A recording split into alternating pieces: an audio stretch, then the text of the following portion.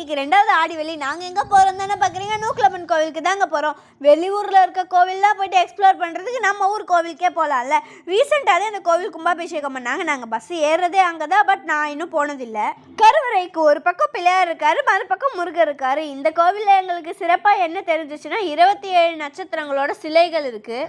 அங்கே போய் பார்த்துட்டு இது என் அம்மா நட்சத்திரம், இது என் அப்பா நட்சத்திரம், இது என்னோட நட்சத்திரம், இது தம்பியோட நட்சத்திரம்னு நானே ரொம்ப எக்ஸைட் ஆகிட்டேன். அதை பார்க்கறதுக்கே ஒரு சிறப்பாக இருக்குது. சீலிங்கில் 12 ராசிகள், 9 கோள்கள் இதெல்லாமே இருந்துச்சு.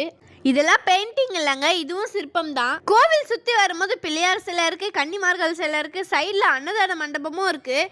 இந்த கோவில்லையே ஃபங்க்ஷன் பண்ணுறதுக்கு சின்ன ஹால் கூட இருக்குது. அப்படியே பார்த்தா அரசு மரத்து கீழே பிள்ளையார் சிலை இருந்துச்சு. சாமிலாம் கும்பிட்டுட்டு கொஞ்ச நேரம் உக்காந்துட்டு கிளம்ப மனசு இல்லாமல் கிளம்பி வந்துட்டோம். நீங்கள் உத்திரமேரூர் வந்தால் கண்டிப்பாக அந்த கோவிலை விசிட் பண்ணிட்டு போங்க. நெக்ஸ்ட் ஒரு சூப்பரான வீடியோட நான் உங்களை மீட் பண்ணுறேன். Until that is bye from Sashu.